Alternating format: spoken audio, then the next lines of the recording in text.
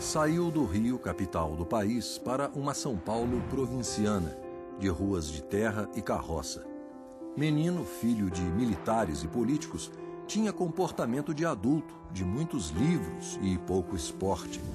Cresceu na faculdade, no meio estudantil. Estrategista, cumprimentava a todos, desarmando adversários e iniciando uma sutil liderança. Queria ser padre.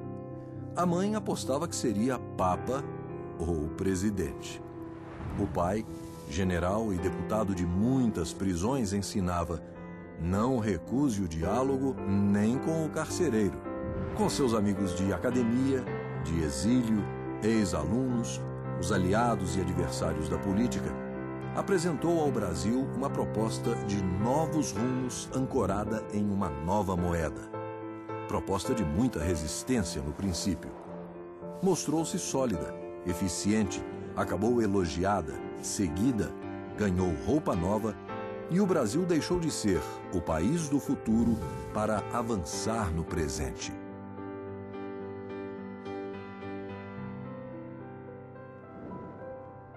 Eu nasci em Botafogo. Aliás, a casa onde eu morei, que eu vivi, está em pé até hoje, na Rua Bambina, número 40. Foi tombada. E por causa, ninguém nem sabe que eu morei lá. Foi tombada por razões outras, por arquitetura, sei lá o quê. E hoje tem uma árvore saindo do telhado lá, né?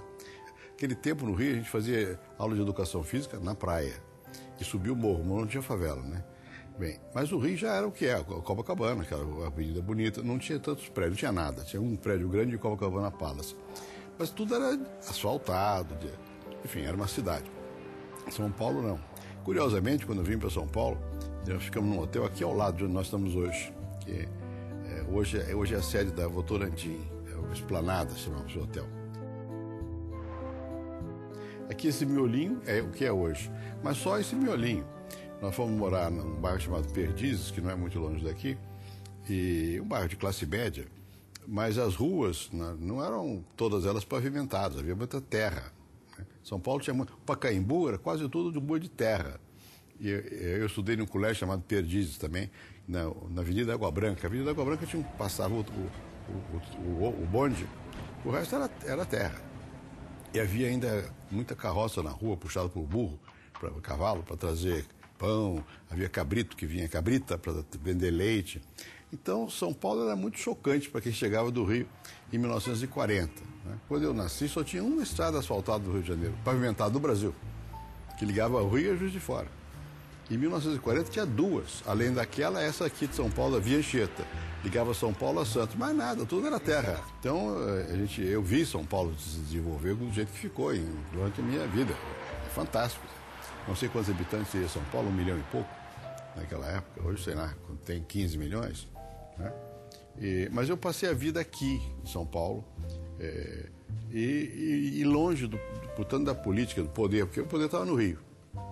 Vivia muito no meio universitário. Não era meu projeto ter... Eu via, às vezes, nos jornais que eu, desde pequenininho, queria ser presidente da República. Mentira. Eu queria ser padre a uma certa altura, isso sim. Mas a mãe dele sempre dizia: o Fernando ou vai ser papa ou vai ser presidente da República. Se eu disser que tive trabalho com Fernando Henrique, falto com a verdade. Nunca me deu trabalho. Sempre foi uma pessoa muito correta, muito direita, muito disciplinado, muito cumpridor dos deveres. Enfim, isso que ele é hoje sempre foi. Já nasceu assim, feito. Ele tinha muito charme, ele era bonito, ele atraía, era sedutor, tinha uma grande capacidade de verbalização e ele, alguns ou algumas, o chamavam de Fernando o Belo. Porque o Fernando sempre foi, no tratamento, na visão do mundo, ele via assim, muito do ponto de vista da política. O Fernando nunca foi um acadêmico assim. Ele sempre teve... O Fernando foi do Partido Comunista, um curto período, entre os intelectuais, que ele também não era de se envolver muito. Política não era uma coisa alheia à minha experiência pessoal, desde criança. O pessoal lá em casa discutia política o tempo todo. E, sobretudo, no tempo do Getúlio, né? E meu tio-avô foi ministro do Getúlio, da guerra, em 31, 32. Um outro primo foi ministro mais tarde, nos anos 50 também. Pensa quando meu pai foi eleito deputado, foi nos anos 50, era o tempo do Juscelino. Eu só fui à Câmara, que eu me lembro, 1 ou 2 vezes. Eu não ia lá ao Rio. Eu ficava estudando na universidade. Eu não tinha como perspectiva uma vida que não fosse acadêmica, né? Ao contrário. E aqui em São Paulo as pessoas nem sabiam que eu tinha essas relações de família, que tinha uma ligação com o governo, com o poder. E, na verdade, o que eu queria ser era professor universitário, publicar livros, coisas que eu fiz, não é? E não tinha essa ideia de fazer uma carreira política, não. Eu dizia para ele, brincando até, Fernando, você, como político, é como o besouro, que não, pelas leis aerodinâmicas não poderia voar, mas voou. Você, por toda a lógica do jogo político populista, você não poderia ser presidente da República, mas foi. Realmente... E as 2 vezes no primeiro turno.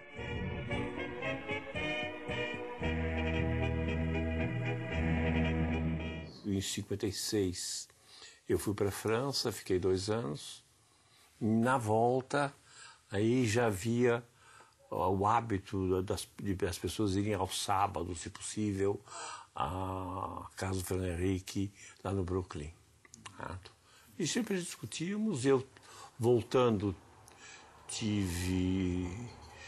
estava muito interessado nos novos textos sobre marxismo e sobre política, em particular porque eu tinha participado de um grupo, Socialismo e Barbárie, que o Lefort, o Castoriadis tinham fundado. E na discussão, Fernando Novaes, que frequentava a casa, disse: não, vamos então ler os textos de Marx. E foi assim que nasceu os famosos seminários do Capital. Não é para seguir a política, mas é para entender os textos. E nós levamos muitos anos lendo. Aí sim, era um grupo formado pelo Janotti, pelo Fernando Novaes, que é um historiador, meu amigo até hoje, Bottaviani, que era meu colega, a Ruth, mais tarde o Roberto Schwartz, que tinha sido meu aluno, um rapaz chamado, deve ser um velho hoje, Michel Levy, depois foi morar na França, o Paul Singer, né? Então, e outros que foram se agregando. E como nós éramos razoavelmente pedantes, cada um lia numa língua, para poder cotejar os textos, né? Alguns sabiam alemão, liam alemão, inglês, espanhol, não sei o que lá. E era muito interessante, porque nós aprendemos muito uns com os outros e brigávamos. O Bento Prado, que foi uma pessoa crucial nessa discussão. O Bento tinha uma análise que chamava de, veja o pedativo, antropologia fundante. Isso quer dizer que é o homem é o centro das coisas e não a estrutura, né? Então, e aí tem um pouco de Sartre, né? Um pouco de existencialismo. Enfim, era uma miscelânea muito grande.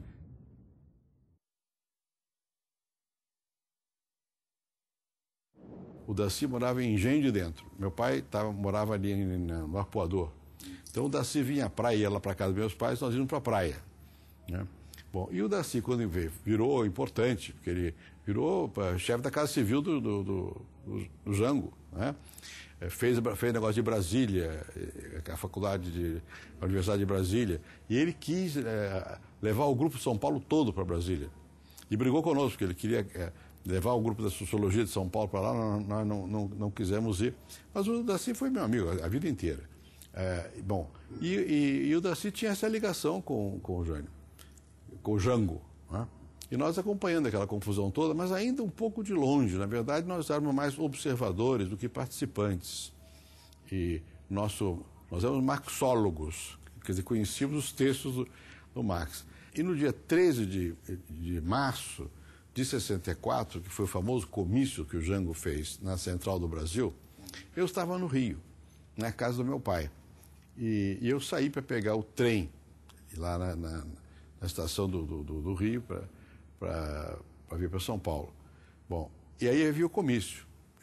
Bom, passei pelo comício e fui para a Cidade de Ferro, tomei o trem para vir para cá. E nesse trem vieram José Gregóri, que depois foi meu ministro da Justiça, o Plínio da Arruda Sampaio, que hoje era do PSOL, que foi meu colega de curso primário aqui no Colégio Perdizes aqui. Bom, e nós viemos no trem e estávamos conversando. E eu ia à discussão, vem golpe aí, não vem golpe aí. Bom, e a gente achava que não sabia de que lado ia o golpe. Nós próprios tínhamos dúvidas, se é o Jango que ia dar o golpe, é outro que vai dar golpe, né? E uns achavam que se fosse o Jango, nós íamos ser perseguidos, outros o contrário. Bom, poucas semanas depois veio o golpe, não era Jango coisa nenhuma, era o golpe dos militares, e nós fomos perseguidos, digamos, sem uma razão objetiva. Quer dizer, e no meu caso, de muitos outros mais, né? O que tinha é que eu tinha uma influência grande na universidade. Eu, nessa altura, eu tinha sido eleito para o Conselho Universitário da USP, e até foi o Delfim Neto, que foi meu suplente na primeira campanha, e ganhamos da direita, da direita acadêmica. Nós queríamos reformas, queríamos pesquisa, queríamos modernização. Éramos perseguidos como perigosos agitadores. Caminhando e cantando, seguindo a canção, somos todos iguais, braços dados ou não, nas escolas, nas ruas.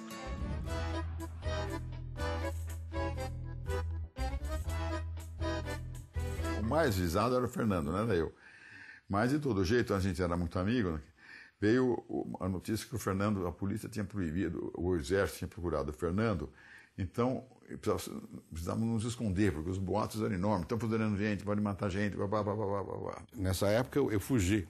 Eles prenderam o Bento, pensando que era eu.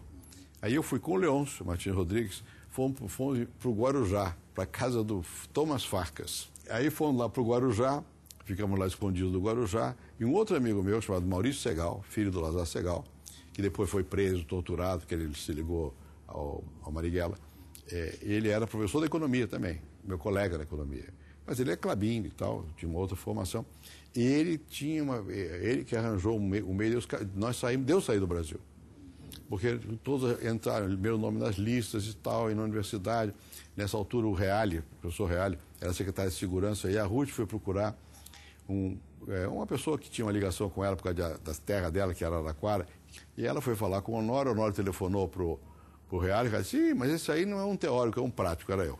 Esse não tem jeito. E eu fui-me embora. Mas eu fui levando meu material de pesquisa, fui para a Argentina, com a ideia de que eu ia terminar a tese e voltava. Daí eu fui para a CEPAL, Comissão Econômica para a América Latina. Fui trabalhar no Instituto ILPES lá, o diretor era o Prebes. Mas eu fui pensando que ia voltar logo. E fiquei vários anos lá. Aí fui morar lá no Chile com o Verfora e com o Celso Furtado, que estava também fugindo daqui. Então passamos uns meses, eu, o Celso e o Verfora, e um outro amigo chamado Wilson Cantoni, que era professor também aqui de São Paulo, que morreu também, e nós alugamos uma casa e ficamos morando uns meses lá, até que chegassem as famílias. E o Celso não ficou lá, ficou uns meses e foi para Yale, para ser professor lá em Yale. E eu fiquei aí no Chile 4 anos. A vida nossa no Chile foi uma vida muito agradável. O Chile é, para mim, eu digo sempre, meu segundo país. Quer dizer, eu tenho uma relação com o Chile, evidentemente não é a mesma que eu tenho com o Brasil, mas eu tenho uma relação afetiva muito grande. Nós temos excelentes amigos, nós tivemos uma acolhida fantástica, meus filhos também viveram muito bem lá, etc. Que me ha dado tanto, me dio 2 luceros, que quando los abro... Me adaptei muito ao Chile, eu dei aula na Faculdade de Economia do Chile, dei aula na Escola de Sociologia do Chile, trabalhava na CEPAL, trabalhava com o Prebes, que era o grande líder de tudo aquilo, trabalhava com o José Medina Echevarria, que é um grande sociólogo espanhol também, exilado, e, bom, mais tarde, aí que eu conheci o Serra, que era jovem, aluno lá, né? E vários outros, por exemplo, Maria Conceição Tavares, Carlos Lessa, hoje são todos eles só me atacam, né? E estavam lá e tal, e muito bem. E até que um professor, amigo meu, que tinha sido meu professor na França, conhecia no Brasil antes, Alain Touraine, me convidou para ir para a Universidade de Paris, em Nanterre, para criar um grupo novo. Em 1968, quando ele dava aula de sociologia aqui, Nanterre explodiu na rebelião estudantil que abalou a França.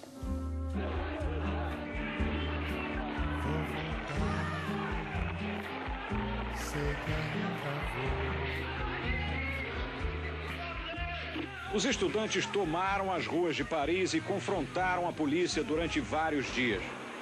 As reivindicações iniciais, aos poucos, se transformaram em contestação do próprio sistema social e político da França. Greve geral no país. As fábricas param. O governo conservador de Charles de Gaulle balança sob a pressão das ruas. Um ar de revolução inspira as palavras inflamadas dos líderes do movimento. Entre eles, Daniel Cohn-Bendit, aluno de sociologia do professor Fernando Henrique Cardoso. Era chamado de Dani, o Vermelho, não só pelo cabelo ruivo, mas também pelas ideias políticas radicais. Quando eu estava na França, faleceu o professor Lorival Gomes Machado, que era catedrático de ciência política, aqui na USP. Naquela época era cátedra. Eu estava em Paris dando aula, e aí o Florestan me mandou uma carta. Tal coisa tem uma chance. Teve uma competição, o Sérgio Buarque de Holanda presidiu o júri. Mal eu ganhei a cátedra, o que acontece? Vem o AI-5. O AI-5 que foi em dezembro de 68. Eu tinha um Volkswagen azul. No tempo Volkswagen era o que se tinha, né? Bem, e eu me lembro muito bem que eu estava indo da minha casa, do Morumbi, para a universidade, quando eu ouvi no rádio a cassação do Florestan Fernandes. Digo, bom, vem questão de horas e lá vou eu também. E dito e feito, no dia seguinte lá fui eu. Eu, o Ian e tal, nós todos fomos caçados. Cercaram a universidade e prenderam todos nós, mas eu fugi. Fiquei lá em casa esperando o que ia acontecer, fui aposentado, perdi os direitos, aquela história toda.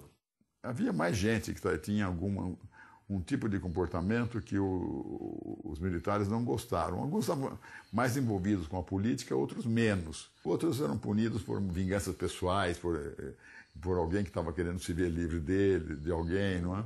Aí tivemos que tomar uma decisão, o que fazer? Eu recebi de novo o convite para voltar para a França, recebi o convite de Yale e por aí foi. Ele disse, agora eu não faço mais o meu exílio, há condições de contatar fundações internacionais para que uma instituição de pesquisa seja fundada. Aí criamos um centro de pesquisa chamado SEBRAP, né? Que juntou alguns que tinham sido aposentados. Todo mundo foi para o SEBRAP. Né? A uma certa altura, o SEBRAP passou a ser um núcleo importante do pensamento, digamos, de resistência ao regime autoritário. Nós fomos aposentados em março. Em setembro já tinha um grande avanço forte, em 70. É isso. E os militares ficaram muito perplexos como é que esse bando de comunistas de repente recebe dinheiro dos Estados Unidos para fazer pesquisa. Certo?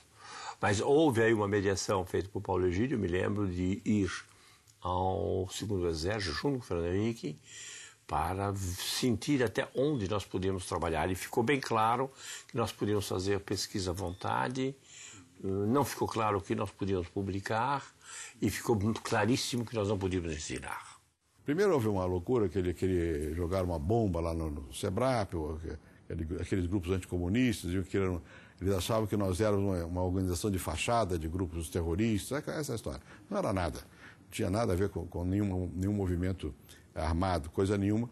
Éramos contra o regime autoritário e dizíamos abertamente. Vocês escreviam nessa época também para os jornais? Escrevia para os ananicos.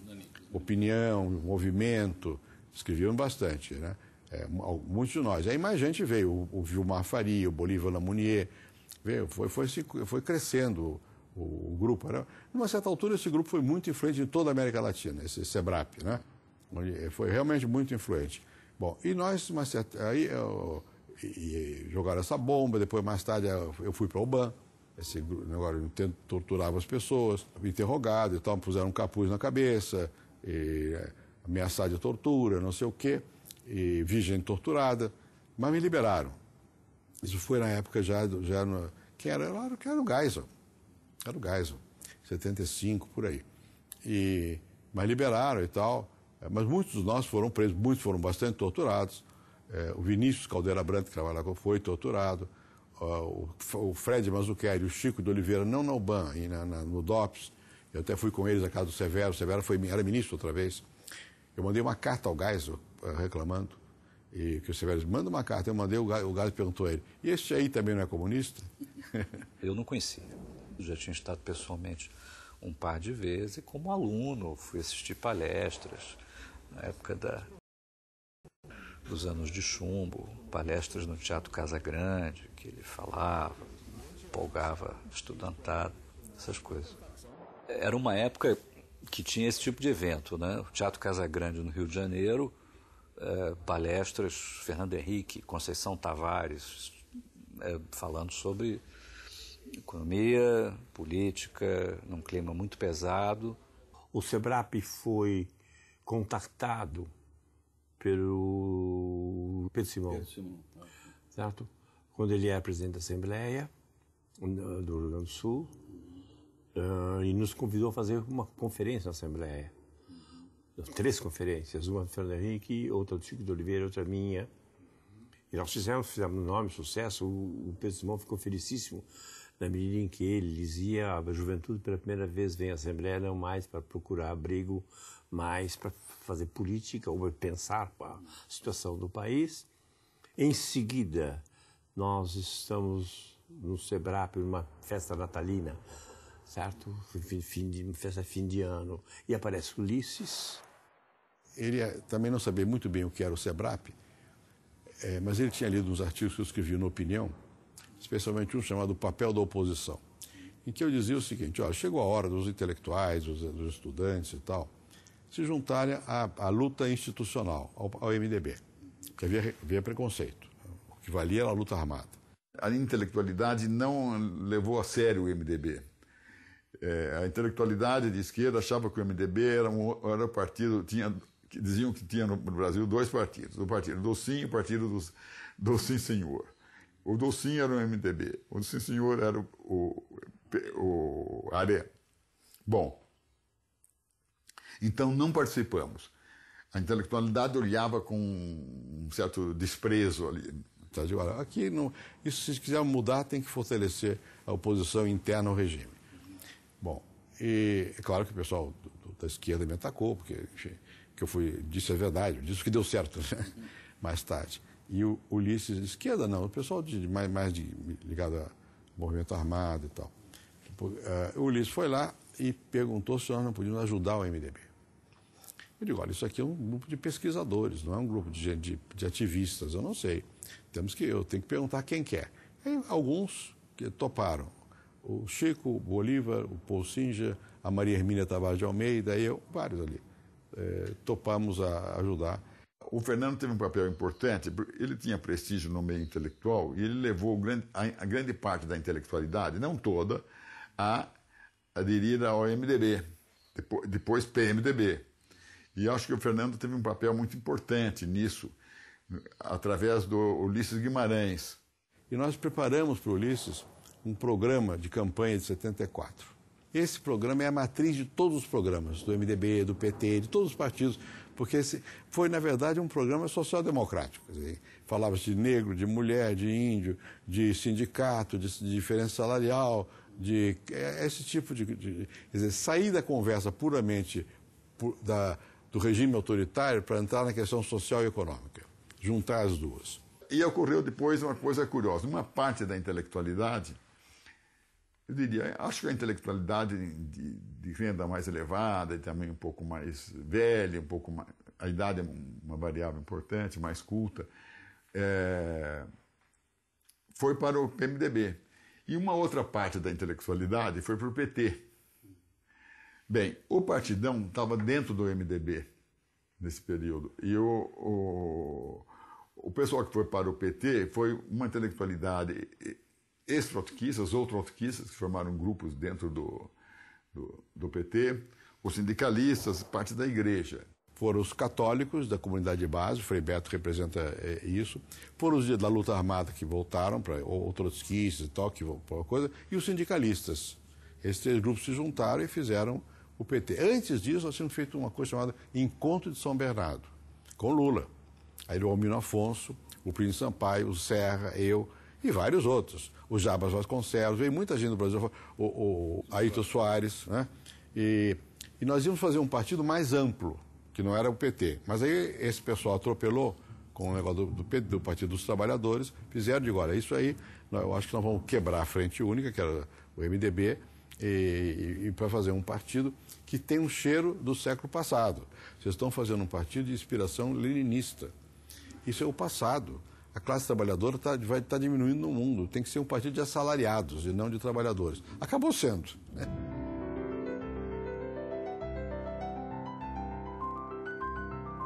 Quando chegou em 77, o Ulisses, de novo, Guimarães, com quem eu tive muita relação, muita admiração por ele foi lá para me convencer que eu podia ser candidato ao Senado.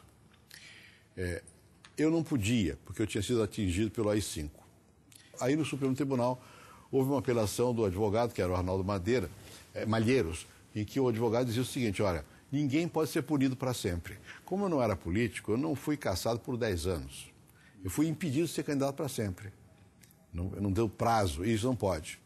Em função disso, o tribunal aprovou e eu virei candidato e tive 1.300.000 votos, uma coisa assim, e fiquei suplente. Eu não sabia também que o segundo colocado seria suplente do Montoro, porque eu tinha um suplente, que era o Maurício Soares, que foi depois prefeito do PT ali em São Bernardo, e ele foi indicado a mim pelo Lula, ele representava o PT, o Lula, não o PT não havia, e era meu suplente. O suplente do Montoro era o que foi prefeito de Campinas, o Grama, o Magalhães Teixeira.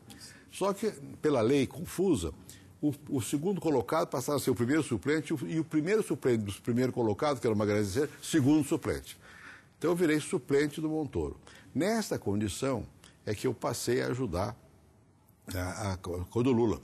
As greves, eu estive permanentemente lá ligado e tal. O dia que o Lula foi cassado, eu estava jantando com ele, junto com o Fernando Moraes, num boteco lá perto.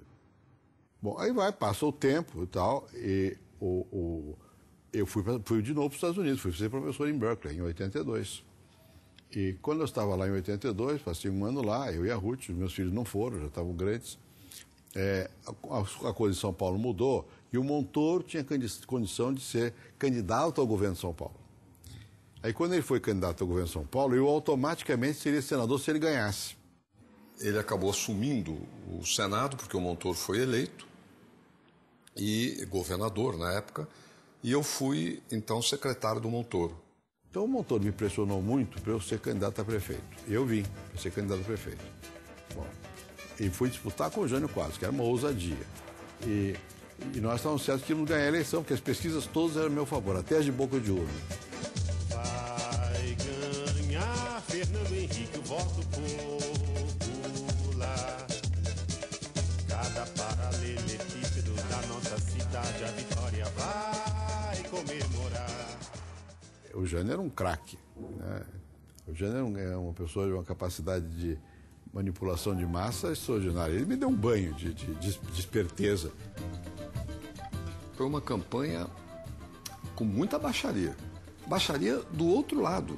Nós não sabíamos fazer baixaria. E também, convenhamos, na época não existia o PSDB. Mas quem fez aquela campanha em geral eram futuros tucanos. No último dia da campanha, a Veja queria fazer uma matéria sobre quem ia ser o prefeito. E eu e o Jânio estavam muito... Eu estava na frente, na verdade. Bom, então a ideia era de posar para o caso de ganhar. Todo mundo faz isso. Aí um outro jornalista, que não era, eu acho que foi da Folha, né, fez um flash e publicou. Aí ficou a história, sentou na cadeira antes da hora e tal, mas foi isso. Teve um outro jornalista que foi correto, porque tinha uma foto na minha casa eu quebrando a vassoura. Era o símbolo do Jânio, né? Mas isso era no caso de ganhar. Aí passou que eu sou vaidoso, precipitado, enfim, eu fui bobo, eu fui generoso, mas bobo. Eu devia ter sido bobo, eu não toparia, né? Porque eu teria medo do que acontecesse. Naquele tempo eu ia de ingenuidade, não foi. Agora, a probabilidade de ganhar era grande pelas pesquisas. Aí depois o Jânio desinfetou a cadeira, porque eu tinha sentado lá, pendurou chuteiras. Né? O janismo era como o marufismo, aquela gente agressiva e tal. Bom, o Hélio Jaguaribe, que é um grande amigo meu, veio a São Paulo para me dizer: olha, você não pode ser da política. Agora, você não vai poder ser senador mais, você tem que ser deputado. Eu achei também que era razoável. E eu tinha que discutir, vale a pena ser deputado ou volta para a vida acadêmica? Aí vieram as pesquisas, e eu estava fortíssimo para senador. Porque o povo tem essa coisa, você perde um ano, ganha no outro e tal, né? E houve muita torcida para eu ganhar naquela ocasião. Se mobilizou não só a capital, mas São Paulo inteiro, que era renovar, não sei o quê, contra o Jânio. Bem, aí veio a eleição de 86 e eu ganhei. Eu tinha um comitê só, nada. E não fiz nada, quase força nenhuma. E também tive, sei lá, 6 milhões de votos e tal.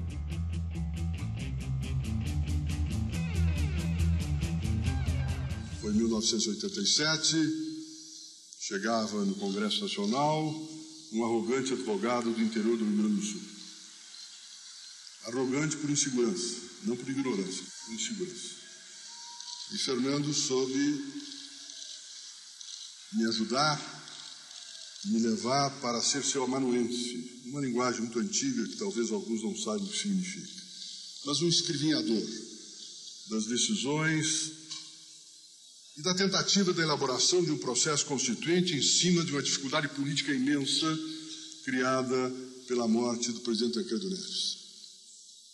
E aí nós prosseguimos, e aprendendo com o Fernando como poderíamos construir e compreender aquilo que estava na entrelinha das suas informações, que o sempre, na palavra de Borges, é uma palavra proibida aos homens e às mulheres. Por isso, Fernando sempre falava em processo, sempre referia na construção e na superação. Essa Constituição é muito boa, no seguinte sentido, era uma Constituição realmente democrática, era uma Constituição que tem um desenho de uma aspiração social-democrática, saúde, educação, reforma agrária, mas ela veio muito marcada pelo momento, ou seja, Estado, o Estado sufocando demasiado o mercado, monopólios, né? E muitas regras, nós éramos contra. Eu apresentei uma emenda, eu peguei cláusula por cláusula da Constituição, o que devia ser mudado de um jeito ou de outro, porque era óbvio que a Constituição tinha que ser mudada. Já para mim já era óbvio, que ele estava uma camisa de força. Falando ao Brasil, declaro promulgada o documento da liberdade, da dignidade, da democracia, da justiça social do Brasil. Que isto se cumpra.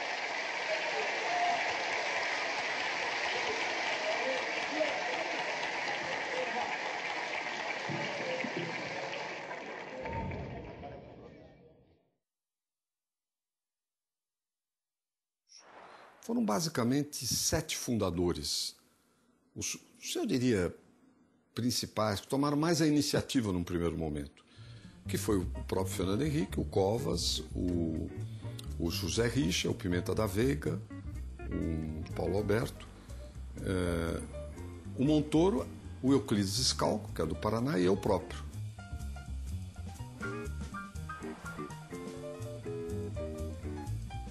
E fizemos o PSDB.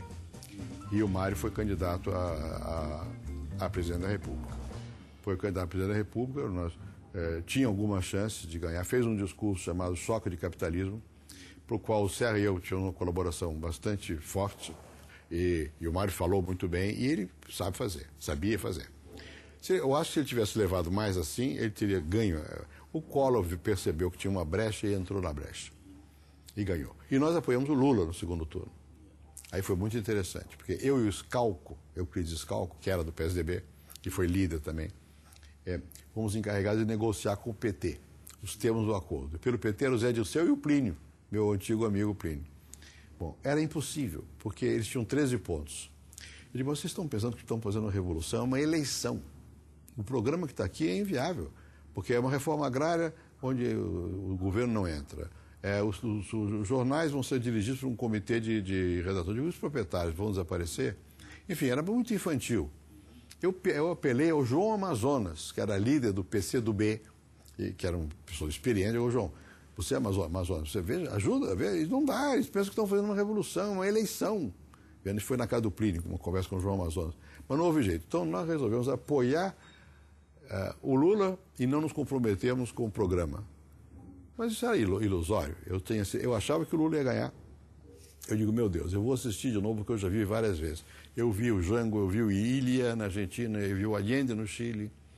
Nós vamos fazer a mesma coisa, vamos ganhar. E o PSDB não vai poder sair do governo e nós vamos nos arrebentar. Porque bom, mas perdemos. Aí veio o Collor.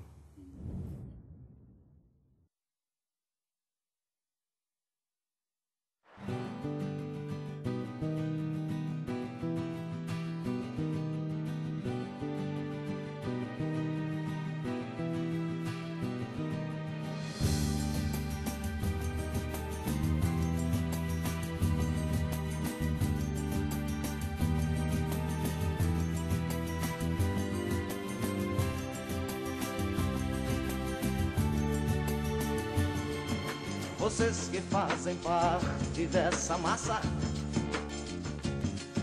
que passa nos projetos do futuro. É duro tanto ter que caminhar. Nós estávamos de um lado, o Collor do outro. O Collor tentou várias vezes a composição. Há uma versão equivocada de que foi o Covas que não aceitou, não é verdade. Nem eu, nem o Tasso quisemos a composição.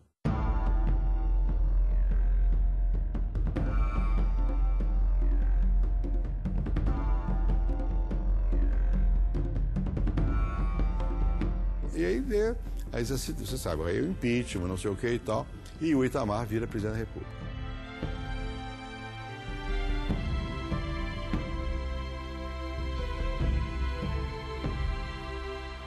Ora, o Itamar era meu amigo, colega de bancada.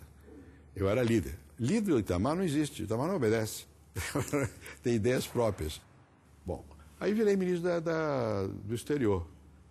E estava muito feliz como ministro do exterior quando houve muitas crises, não vou entrar em detalhes, porque aí até que ele começou a mudar ministro da Fazenda toda hora e a me chamar para opinar sobre coisas da economia. Não é? E eu estava lá no exterior quando ele me botou de ministro da Fazenda. Né? De uma maneira estranha, bizarra. Acho que o Roberto Freire teve peso nessa decisão. E, bom, virei ministro da Fazenda. E vim para cá, já tem que acabar com a inflação, que é o problema nosso, é a inflação. E aí foi o que nós fizemos. O exército de Brancaleone. O exército de Brancaleone. Juntar aquele pessoal frágil, né? Fernando Henrique foi nomeado, do jeito que a gente conhece, numa quinta-feira, chegou, sexta-feira tomou posse. À noite tivemos uma conversa telefônica, o Serjão, o Serra e eu, e disse, olha, você precisa vir ajudar Fernando Henrique. Imagina, cara, eu estou muito bem na Villares, um belíssimo salário, trabalho, gosto do que faço, eu não tenho a menor intenção de ir para Brasília. Mas, cara, você sabe que Fernando Henrique é um sociólogo, um diplomata, etc. A administração não é a coisa dele, precisa de um executivo. E a minha experiência, efetivamente, tinha sido, ou vinha sendo construído na direção do executivo. Bom, o fato é que eu consegui o alvará da minha mulher para ir para Brasília, usando o seguinte argumento: nenhum ministro da Fazenda dos 3 que o Itamar tinha tido ficou lá mais do que 4 meses. Então vamos dar 50% a mais, você me dá um alvará de 6 meses, eu não fico mais do que 6 meses em Brasília, tá certo? Em cima, obviamente, do jeitão Itamar de governar. E acabamos ficando 8 anos. Um certo sábado recebi um telefonema de Washington. Estavam na linha, se revezaram na linha, ou eu falei em 2 ocasiões, já não me lembro mais, o Pedro Malan e o Armínio, que estavam com Fernando Henrique nos Estados Unidos. E vieram lá as cogitações de nomes e tal, e ele disparou vários telefonemas. Os economistas que receberam esses telefonemas, e que afinal foram os primeiros 3, foram eu, o Winston Fritz e o Edmar Baixa. 3 professores da PUC e foi o começo. Ele trouxe também, na mesma ocasião, o Clóvis Carvalho. Ele trazia do Ministério de Relações Exteriores, onde ele estava, uma opção de assessores, jovens diplomatas e tal, que trabalhavam com ele lá. Essa foi a equipe. Isso não era nem um exército Brancaleone, era um pelotão, quando muito. E foi desenvolvido no dia 15 de junho de 93, ou seja, 3 semanas depois de tomar posse, o Fernando Henrique apresentou ao Itamar Franco, isso foi para a televisão, etc. e tal, o plano de ação imediata. Por que eu acho que ele é importante? Porque ele tem aqui, primeiro, tem um diagnóstico básico da situação e nós estamos falando da Fazenda. Portanto, o nosso enfrentamento básico era o nível de inflação, a instabilidade econômica, né? E, do outro lado, qual é o rumo que nós vamos fazer? E o meu papel foi político. Primeiro segurar o governo, depois o país. Explicar que a coisa vai, não sei o quê. Falava todo dia, rádio, televisão. E tomar decisões, porque os economistas são brilhantes, mas são medrosos, né? Eles acham que eles querem ter todas as condições garantidas, mas não dá para fazer o plano porque o governo é fraco. E é o contrário. Se o governo fosse forte, a turma favorável que ganha com a inflação não deixava acontecer nada. O Congresso está em pandarecos. É a única chance que nós temos, é agora. É? Mas nós não temos o ministro do Planejamento, o presidente do Banco Central, o Banco do Brasil. Você tem que exigir do Itamar isso. Eu não posso. É o contrário, eu só tenho que mostrar ao Itamar que estamos fazendo uma coisa boa para depois eu ter força. Não adianta eu dar pré-condições. O presidente é ele, não sou eu. E eu devo dizer que o Itamar foi muito correto comigo. Muito. Às vezes há intriga. Não, ao contrário, o Itamar foi muito correto. Me deu uma força enorme. No contexto das nações de hoje, tá certo? Nós estamos juntos com o Zaire, a Ucrânia e a Rússia. No entanto, eu dizia, a economia privada, ela vai bem. O privado se deu conta da necessidade. O Collor já tinha forçado isso, a olhar a competitividade. Com a abertura do mercado, forçou a economia real, a economia privada, a olhar as suas condições. Então, o que a gente dizia assim, a economia brasileira está sadia, mas o governo está enfermo. A desordem financeira e administrativa do setor público é a causa fundamental da doença inflacionária. Ou seja, o governo é sócio da inflação. O governo precisa da inflação para fechar suas contas. E finalmente são abertas as portas dos supermercados. E vejam só a correria. Todo mundo correndo para pegar 1 litro de leite.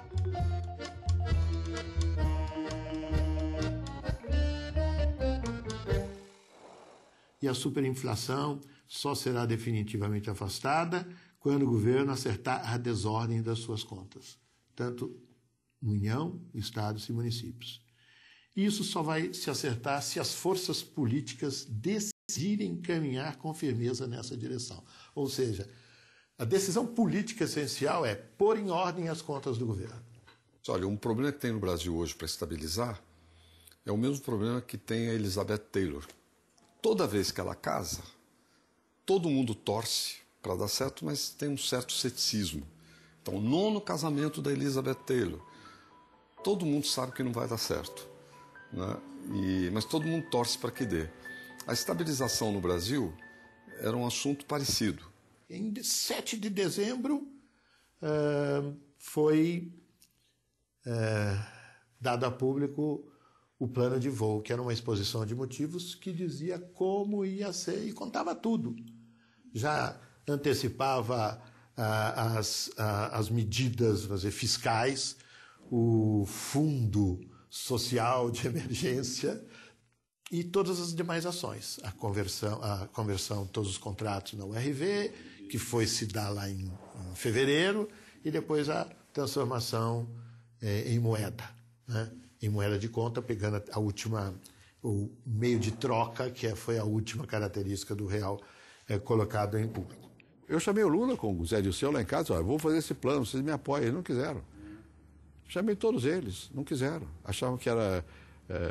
tinham medo do que ia acontecer, que ganhando o plano, tinha chance, né? E também tinham, talvez não acreditassem também, achavam que era, sei lá, fraude eleitoral. Não era, nós estávamos trabalhando seriamente. Não, nós queríamos que o Brito fosse candidato, Antônio Brito, porque o Brito estava muito bem na opinião pública e porque o Itamar gostava dele. Eu só topei ser candidato porque eu digo, olha, se o Itamar não tiver quem apoiar, acabou o plano, não adianta ser ministro da Fazenda, não é? Porque vem outro, né? Então, vamos tentar. O Lula, nessa época, todas as sondagens já davam Lula lá em cima, etc.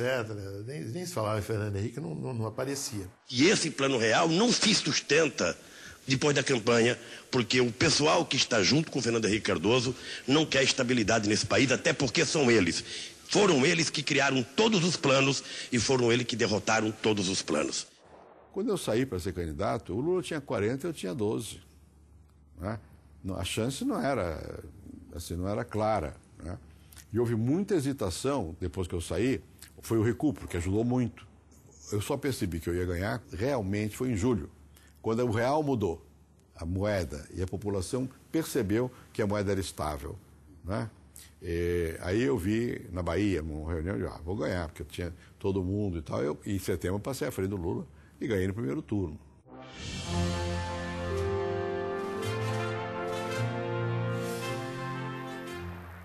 No Congresso Nacional, o presidente Fernando Henrique Cardoso tomava posse. Na Praça dos Três Poderes, as pessoas chegavam para a festa. Gente de todos os lugares de Brasília e também de outros estados. No parlatório, o ex-presidente Itamar Franco passou a faixa para o novo presidente. Prometo manter, defender e cumprir a Constituição. Observar as leis, promover o bem geral do povo brasileiro, sustentar a união, a integridade e a independência do Brasil. O Plano Real foi uma virada importantíssima na história do país. É claro que a inflação não acabou, a inflação zero também ninguém deseja, mas a inflação chegou a níveis civilizados, como se costuma dizer, importante. O reequilíbrio das finanças públicas, o saneamento dos bancos e, inclusive, apesar disso ser frequentemente negado, inclusive na área social foram feitos os primeiros programas que depois o governo Lula soube desenvolver com eficiência. Então, no todo, eu acho que é um governo bastante satisfatório. Eu creio que a reeleição poderia ser, a instituição da reeleição, melhor dizendo, poderia ter sido melhor conduzida. Visto a posteriori, certamente um plebiscito nacional que ratificasse o Instituto da Reeleição, essa nova criação, daria muito maior legitimidade e evitaria ao presidente e evitaria muito o desgaste o que ocorreu no parlamento. Eu vou contar que foi desgastante. Primeiro, desde o início, porque naquele tempo o Congresso tomava posse novo em março. Então, o Congresso antigo fazia uma opção de coisas. No meu caso, eles deram aumentaram 100% do salário mínimo. Eu tive que vetar o aumento do salário mínimo. Não tem esse negócio de 100 dias de vetar. Em seguida, veio a greve da Petrobras em maio, que era contra a quebra do monopólio, na verdade. Né? A greve de maio, eu tive que ser duro com a Petrobras. Para mim era difícil, eu disse aqui, para minha origem, minha tradição, mas eu não dava, eu estava certo. Se eu não tivesse feito isso, a Petrobras não era o que ela é hoje. Nós fizemos a Petrobras ser uma empresa grande. Fizemos competir, virar empresa de verdade. Nunca a produtividade cresceu tanto quanto no meu período. Dei liberdade de movimento à Petrobras, tirei a invasão política na Petrobras. Mas não era essa a percepção. Havia o sindicalista, uma outra visão. Foi muito duro desde o início. Depois eu tive a crise dos bancos, em 95, que foi o PROER. O PROER que salvou o Brasil, que hoje todo mundo sabe disso, eu apanhei para burro. Estava defendendo banqueiro, não sei o quê. Não, estava defendendo o Brasil. A reeleição é uma conversa que inventaram depois. A reeleição foi fácil. A reeleição foi aprovada em janeiro de 97 pela Câmara, por uma votação estrondosa, com uma maioria enorme. Todos os pesquisas de opinião pública a favor. Todos os editoriais dos jornais a favor. Quem era contra? Duas forças. O Maluf e o Lula. Porque eram candidatos à presidência. Bom, porque comprou voto. Ainda ontem estava dizendo isso. É mentira. Houve compra de votos, sim, como há muito frequentemente, mas não foi o governo. Foi no Acre, briga de local, entre gente do Maluf e do governador, que era do meu lado. Compraram, recompraram, não sei o quê, e foram expulsos do Congresso com o nosso apoio para ser expulso. Foram 3 votos. A diferença foi imensa na votação. No Senado foi 80%. Esse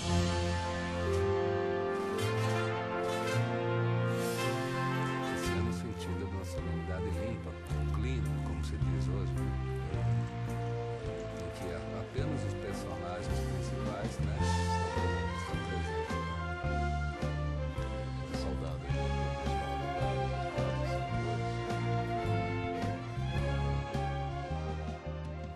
Privatização foi difícil fazer, mas foi um sucesso. Todos os processos que havia de privatização das teles deram em nada, porque não houve nada. Não houve nada, foi tudo bem feito, foi tudo correto e deu o que deu. Quer dizer, hoje explodiu a internet. Você não imagina, nós tínhamos 2 milhões de celulares, tem 190 milhões hoje. A Vale rendeu mais ao governo depois que ela foi privatizada do que antes e continua ainda na mão dos fundos de pensão. Mas deu dor de cabeça a privatização, mas nós fizemos. E também moderadamente. Eu nunca quis privatizar a Petrobras, nunca quis privatizar o Banco do Brasil, a Caixa Econômica, tudo isso é invenção. Eu jamais quis. Né? Eu queria em certas áreas, porque nós precisamos dinamizar, modernizar e não tínhamos recursos.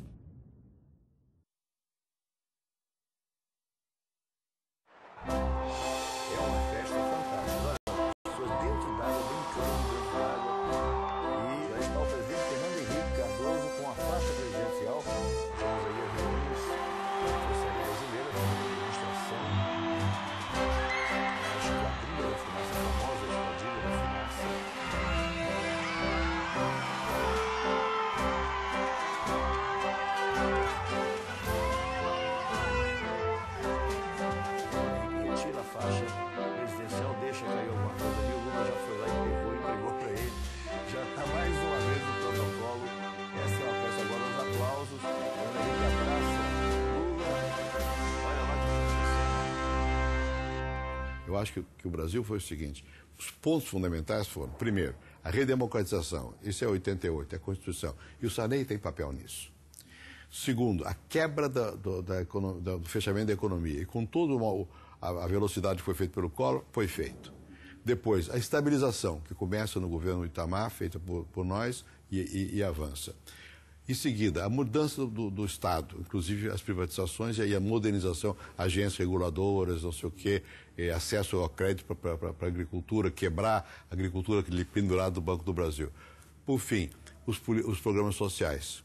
Isso é que mudou o Brasil. É um processo, você acelera, contribui, avança mais, avança menos. Mas não é que quando eu digo eu mudei o Brasil, não sou eu. Mas no meu período nós continuamos mudando o Brasil nessa direção que está aí, que é a direção que está dada. Sua geração viu esse Brasil assim sair da água para o vinho? Completamente, completamente. Eu acho que dentro do que é possível fazer, o Brasil avançou bastante. Não foi só agora, houve momentos de mudança. O momento do Getúlio mudou, o momento do Juscelino mudou. Eu não gostava e nem gosto da Revolução de 64, mas o Castelo e o Campos mudaram algumas coisas. Né? Bom, o Geisel deu aquela feição autoritária, estatizante. Né? O Proálcool foi muito importante nesse tempo todo. A Embraer é muito importante. Mas tem muita Embraer. A Embrapa é muito importante.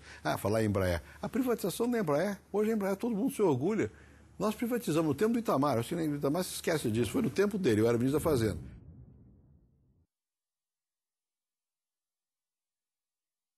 E você, Fernando, soube realmente fazer a construção do processo político de tolerância, de compreensão e de criação.